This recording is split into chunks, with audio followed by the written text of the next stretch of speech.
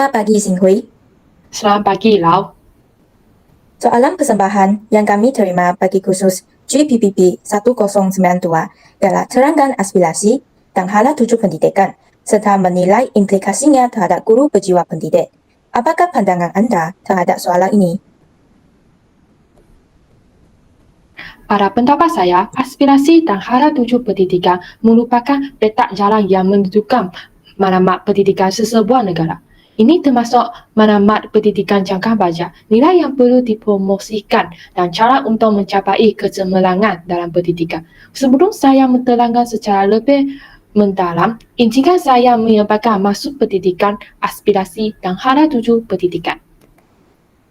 Bagi masuk pendidikan ialah sektor yang sangat penting dalam menentukan kualiti masyarakat Malaysia. Hal ini dirasakan demikian kerana pendidikan dapat membentuk kepada individu, mempekalkan mereka dengan pengetahuan, kemahiran, nilai dan pemahaman yang diperlukan untuk menjadi anggota yang berdaya maju dalam kalangan masyarakat.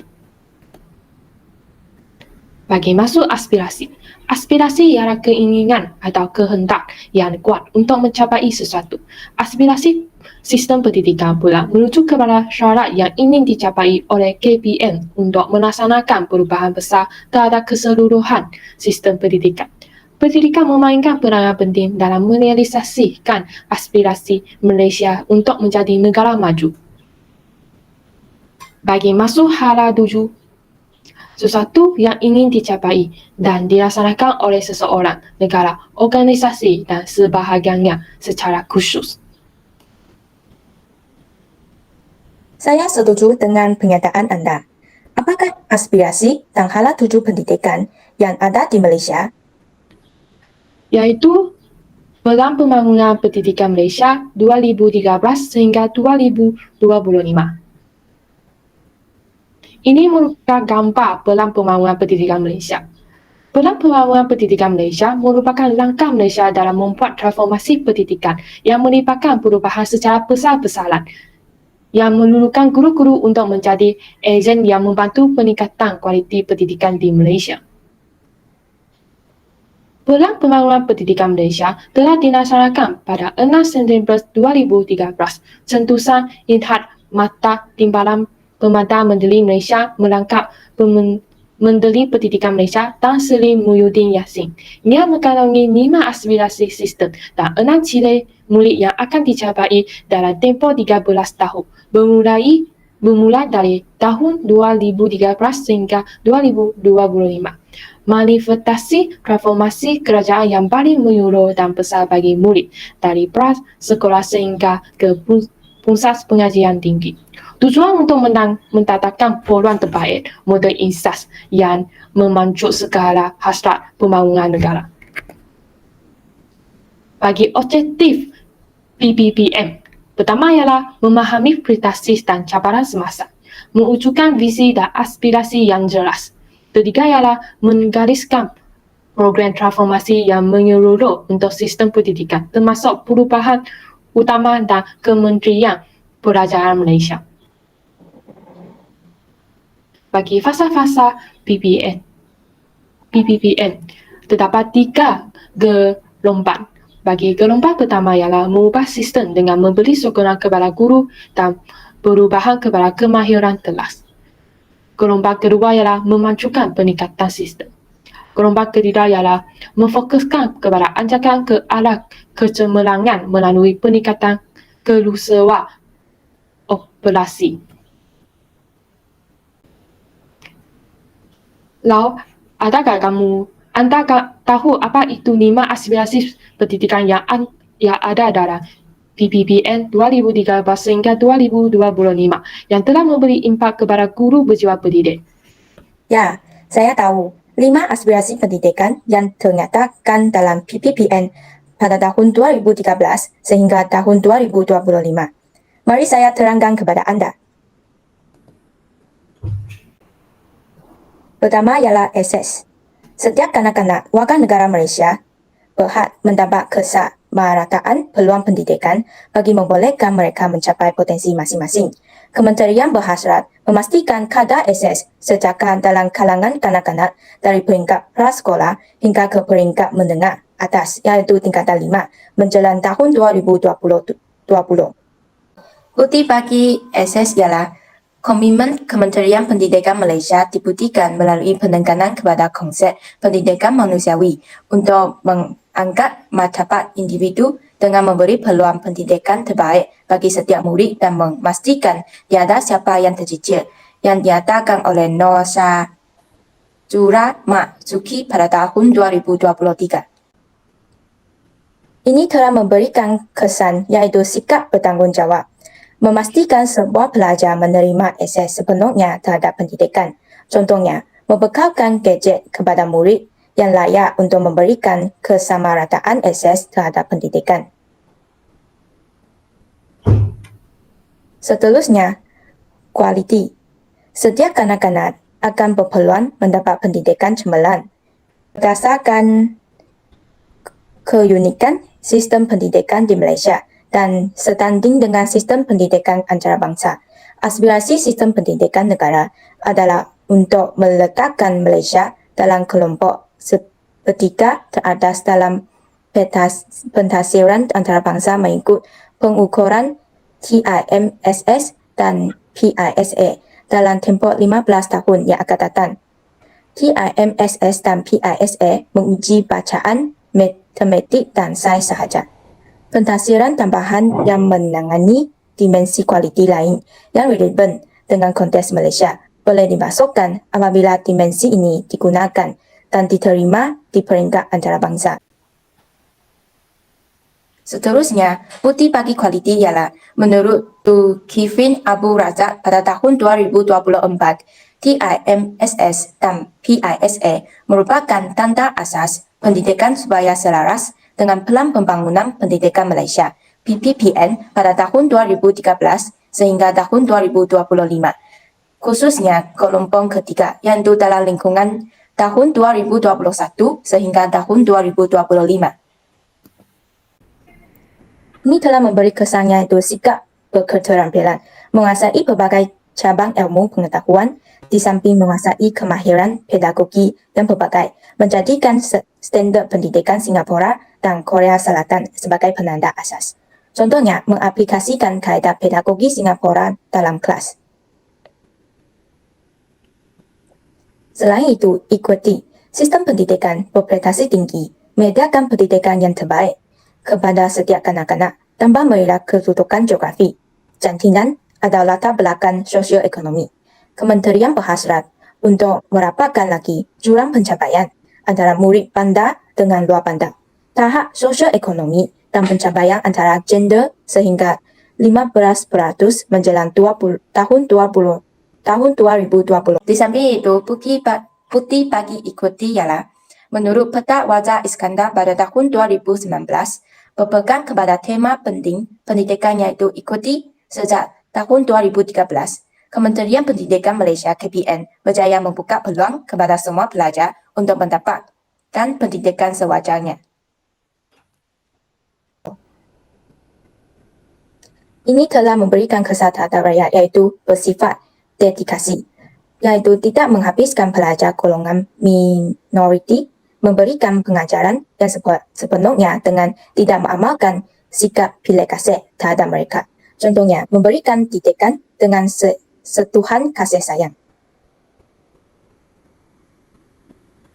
Seterusnya, perpaduan.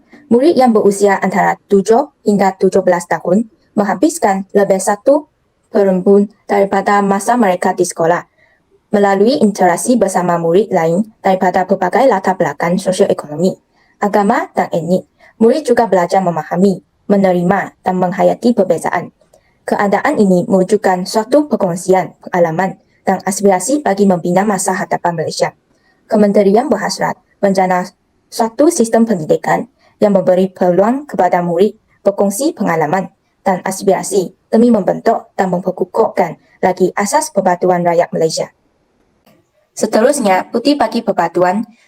Dalam usaha untuk memupuk persatuan dalam kalangan pelajar, sukatan pelajaran boleh diperkenalkan dengan topik-topik bertemakan persatuan yang menyentuh berkenaan hubungan etnik dan agama dalam konteks masyarakat majmuk Misalnya, topik-topik perpaduan boleh diserapkan dalam mata pelajaran sedia ada seperti pendidikan moral dan pendidikan Islam yang diadakan oleh Balisa Bahari pada tahun 2020.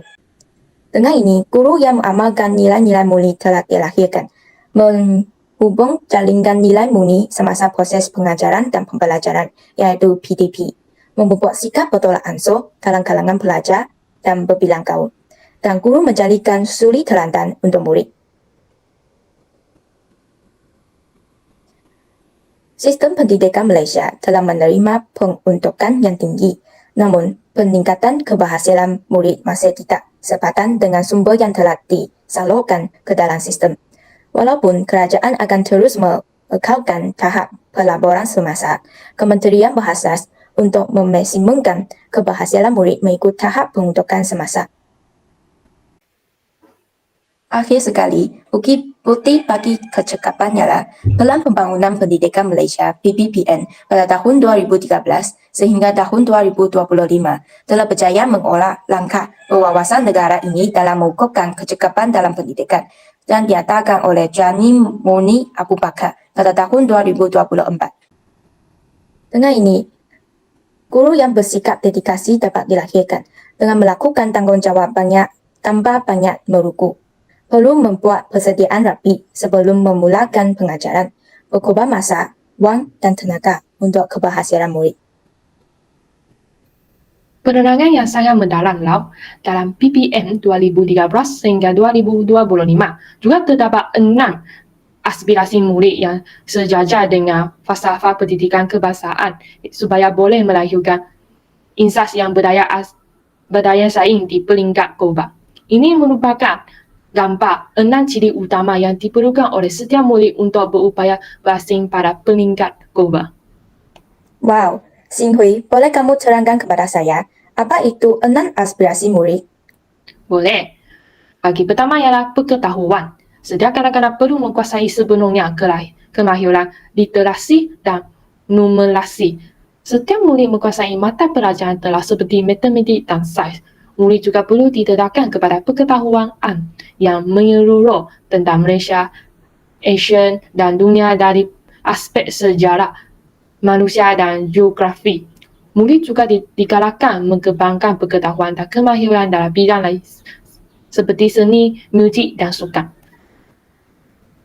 Bagi kedua ialah kemahiran berfikirlah. Setiap murid akan belajar secara memperoleh ilmu pengetahuan sepanjang kehidupan mereka untuk membolehkan mereka menghubungkan berbagai disiplin ilmu dan mencipta ilmu yang baru. Setiap murid perlu menguasai berbagai kemahiran kognitif termasuk penakulan dan pemikiran kritis, kreatif serta inovatif.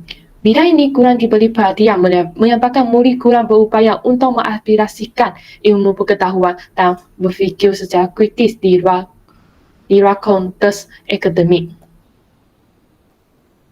Ketiga ialah kemahiran membimbing. Dalam dunia yang semakin saling berhubung gaib, kebolehan untuk membimbing dan bekerja dengan orang lain secara berkesan adalah amat penting. Sistem pendidikan negara akan membantu setiap murid mencapai potensi sepenuhnya dengan mewujudkan peluang yang formal dan tidak formal untuk bekerja dalam pasukan dan mengamalkan ciri kepimpinan. Dalam konteks sistem pendidikan, kepimpinan melalui 4 dimensi iaitu keusahawan, berdaya tahan, kecerdasan emosi dan kemahiran berkomunikasi dengan berkesan. Bagi keempat ialah kemahiran berbahasa. Setiap kanak-kanak akan menguasai bahasa Malaysia sebagai bahasa kebangsaan dan bahasa perpaduan. Bagi bahasa Inggeris sebagai bahasa komunikasi antarabangsa sekurang-kurangan pada tahap minimal. Dengan tahap penguasaan bahasa ini selepas mengamalkan persekolahan, murid sepatutnya berupaya menggunakan bahasa Malaysia dan bahasa Inggeris dalam persekitaran kerja. Kementerian akan menggalakkan semua murid mempelajari bahasa lain sebagai bahasa tambahan. Kelima ialah etika dan kerohanian. Sistem pendidikan akan menumpuk etika dan kerohanian dalam diri setiap murid bagi mentepani cabaran yang akan ditemui dalam kehidupan dewasa. menyelesaikan konflik secara harmoni, bijak membuat pertimbangan, berpegang kepada prinsip etika, berada dalam situasi yang kritikal serta berani melakukan sesuatu yang betul. Sistem pendidikan juga bersyarat untuk membentuk individu penyayang yang dapat menyupport kepada kesejahteraan komuniti dan negara. Terakhir adalah identiti nasional. Identiti nasional yang kukuh melalui penghayatan prinsip rukun negara diperlukan untuk kejayaan dan masa depan Malaysia. Setiap murid akan berbangga dikenali sebagai rakyat Malaysia tanpa mengira etnik, agama dan atau status sosioekonomi. Semangat patriotik perlu dipupuk dalam diri setiap murid dengan cara memahami sejarah negara dan berkongsi aspirasi yang sama untuk masa depan Malaysia. Identiti nasional akan dapat dicapai bukan sahaja belajar memahami dan menerima keberbagaian, tetapi juga menghayati keberbagaian. Melalui penerangan anda, saya telah lebih memahami aspirasi dan hala tuju pendidikan negara kita. Sekarang, mari kita bincang soalan yang kedua, yaitu apakah implikasinya terhadap guru berjiwa pendidik. Boleh Lau, pada pendapat anda, apakah implikasinya terhadap guru berjiwa pendidik berdasarkan pembincangan kami? Pada pendapat saya, terdapat 5 implikasi hala tuju pendidikan terhadap guru berjiwa pendidik, yaitu meningkatkan profesionalisme, penguasaan teknologi pendidikan, pengurusan pengajaran, dan pembelajaran menjadi suri teladan dan mempunyai wawasan.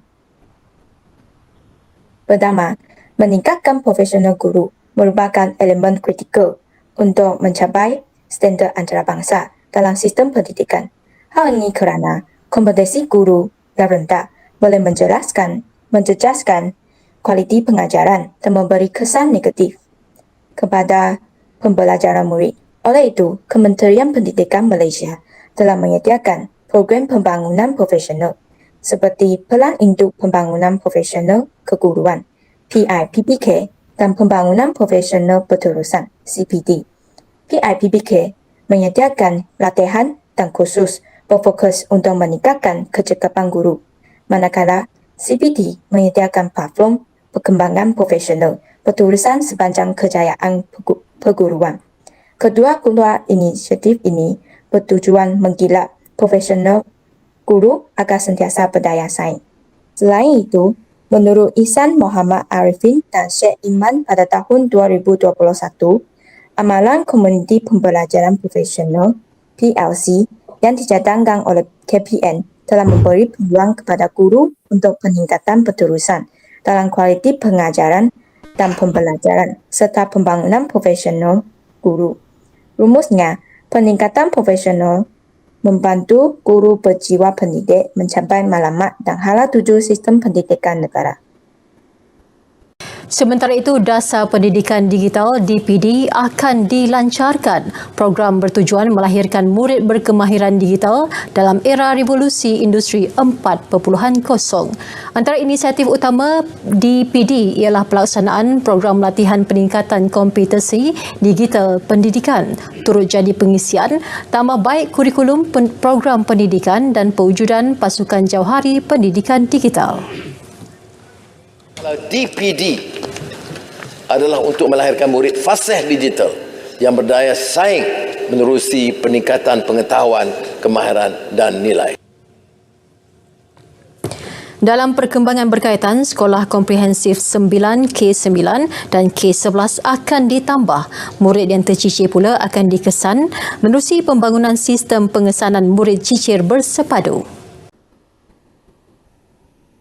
Dalam video ini, kita dapat melihat bahawa dalam era revolusi industri 4.0, penguasaan guru terhadap teknologi pendidikan menjadi semakin penting untuk mencapai matlamat pendidikan negara dan hala tuju antarabangsa. Ini disebabkan oleh fakta bahawa perkembangan teknologi maklumat yang semakin pesat dalam era globalisasi moden tidak dapat dielakkan lagi dengan mempunyai kesan ke atas sistem pendidikan yang dinyatakan oleh Agustin dan Salsabila pada tahun 2021. Dengan ini, menurut Toha, Ismail dan Sulaiman pada tahun 2021, guru perlu menguasai aplikasi pendidikan digital seperti platform pembelajaran maya, perisian multimedia, interaktif, dan alat penguasaan bilik darjah maya. Ini membolehkan penyampaian pembelajaran lebih menarik, interaktif, dan disesuaikan mengikut keperluan murid. Oleh itu, guru yang menguasai teknologi pendidikan dan kaedah pengajaran berasas teknologi, mereka boleh mengubah pengalaman pembelajaran pelajar untuk memenuhi piawaian global. Dalam merealisasikan aspirasi dan hala tuju pendidikan negara, pengurusan pengajaran dan pembelajaran yang cekap oleh guru berjiwa pendidik amat kritikal. Guru perlu mewujudkan persekitaran bilik darjah yang kondusif dengan pengurusan sumber dan aktiviti yang teratur bagi memastikan akses kepada pendidikan berkualiti. Perancangan pengajaran hendaklah berpusat keperluan murid untuk menggalakkan penguasaan kemahiran baharu serta pemudacaraan pembelajaran kendiri. Terdapat 3 elemen utama yang diperolehi daripada proses pembelajaran berpusat murid yang sesuai dengan keperluan masa kini, iaitu ruang berfikir, interaksi dua hala dan kolaboratif. Menurut Elsa, Hamzah dan Rajak pada tahun 2022, kaedah ini menyokong pembelajaran kolaboratif dan menggalakkan pemikiran kritis pelajar. Selain itu, kreativiti guru prasekolah sememangnya diperlukan dalam memastikan penerimaan pembelajaran kanak-kanak menjadi lebih mudah dan menarik. Pensyarah kanan Fakulti Pengajian Pendidikan UPM Profesor Mada Dr. Tajuri Arifin Sulaiman berkata perkara itu juga penting untuk anak-anak prasekolah mesra dengan keadaan sekeliling dan lokaliti mereka. Konsep pembelajaran di prasekolah adalah pembelajaran secara bermain, pembelajaran secara meneroka, pembelajaran secara kontekstual, pembelajaran secara kerja buat, hands-on. Ini semua membolehkan pelajar-pelajar, anak-anak prasekolah kita meneroka alam sekitar dengan lebih luas lagi. Dan saya lihat apabila sumber pendidikan itu, sumber alat-alat pendidikan itu yang digunakan adalah sumber pendidikan setempat. Ini merupakan satu usaha yang baik dan kita amat menggalakkan sekiranya dapat guru-guru di prasekolah ini supaya mempunyai kreativiti yang tinggi untuk menggunakan sumber-sumber yang berada di sekitaran anak-anak murid itu. Jadi sekiranya itu berlaku, maka pembelajaran murid akan menjadi lebih berkesan, pembelajaran murid akan lebih bermakna kerana mereka menggunakan bahan-bahan yang memang wujud di persekitaran mereka, dan apabila benda itu dikaitkan dengan proses 3M, membaca, menulis dan mengira, dan juga tentang konsep-konsep asas dalam pembelajaran. Kemudian kita mendedahkan mereka, anak-anak murid kita di peringkat prasekolah ini dengan kemahiran berfikir secara kreatif dan kritis, mereka lebih mudah untuk menerima dan menyelesaikan permasalahan-permasalahan yang diberikan. Seterusnya, implikasi kepada guru berjiwa pendidikan yang menjadi suri-telan dan amat penting dalam konteks pendidikan. Sebagai contoh, Cikgu Nur Jahan Sultan telah mewakili Malaysia di peringkat global untuk anugerah guru terbaik dunia, telah membuktikan kewajipan seorang guru untuk menjadi contoh yang baik dalam semua aspek kehidupan. Sebagai role model, guru bukan sahaja mempunyai tanggungjawab untuk mengajar pelajar mereka dengan berkesan, tetapi juga harus menjadi contoh yang baik dalam kehidupan mereka sendiri. Mereka mesti menunjukkan prinsip seperti rasa hormat, integriti, kerjasama, keadilan dan nilai lain yang dianggap penting oleh masyarakat. Ini bukan sahaja meningkatkan personaliti pelajar, tetapi juga mencipta persekitaran pembelajaran yang positif. Justru, guru yang memahami dan melaksanakan peranan ini dengan baik akan memberi kesan positif kepada perkembangan murid mereka serta masyarakat keseluruhannya. Akhir sekali,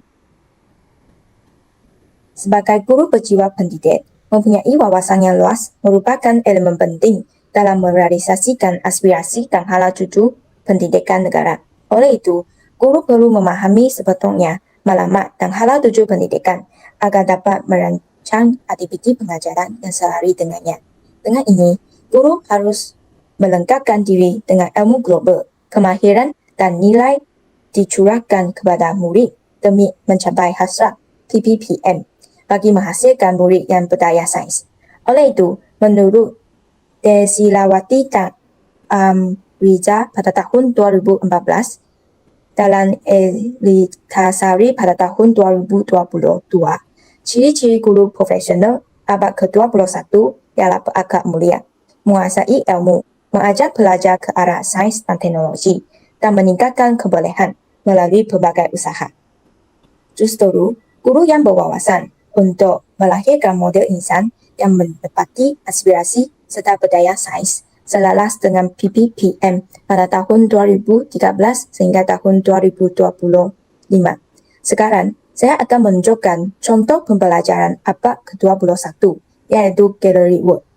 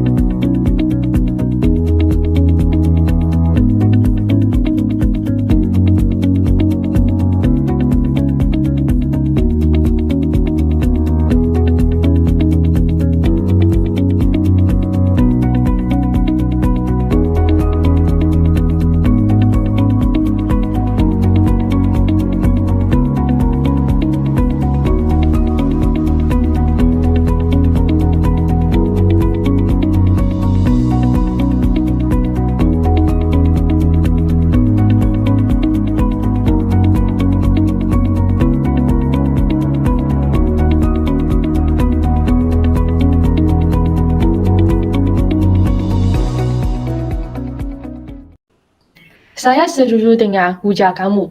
Lalu, sekarang, marilah kami buat satu kesimpulan yang melakumi semua topik yang kami bincangkan. Nampaknya kita semua bersetuju bahawa aspirasi dan maklumat pendidikan adalah aset penting dalam membina masa depan yang mantap untuk masyarakat. Betul, Sin Hui. Pendidikan berkualiti memberi peluang kepada setiap individu untuk membangun dan memberi sumbangan positif kepada kemajuan sosial dan ekonomi. Saya pun setuju. Namun begitu, kita juga perlu memahami bahawa untuk mencapai hasrat pendidikan ini, kerjasama yang erat diperlukan antara pelbagai pihak berkaitan seperti kerajaan, institusi pendidikan, sektor swasta dan masyarakat sivil. Ya, kita tidak boleh mengabaikan peranan penting guru dalam melaksanakan visi pendidikan ini. Guru cemerlang mempunyai peranan penting dalam membentuk masa depan pendidikan berkualiti. Betul. Oleh itu, kita mesti memastikan guru mempunyai profesionalisme yang tinggi, kemahiran teknologi yang mencukupi dan mampu mengurus pembelajaran dengan berkesan. Ini juga memerlukan komitmen daripada guru sendiri untuk terus memajukan diri dan meningkatkan kemahiran mereka. Betul. Dengan cara ini, kami dapat memastikan pendidikan yang kami sediakan adalah relevan dengan keperluan zaman dan mampu membantu generasi akan datang mencapai potensi penuh mereka.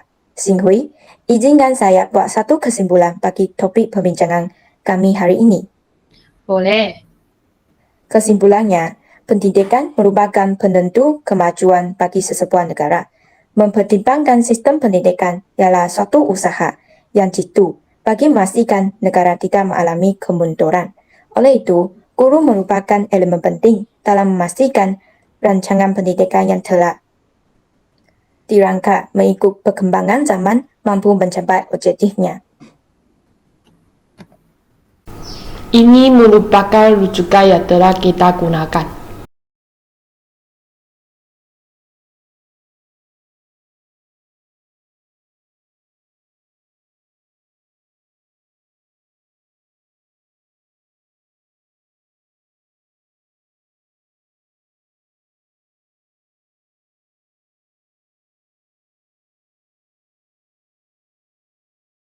Itu sahaja, sekian, terima kasih.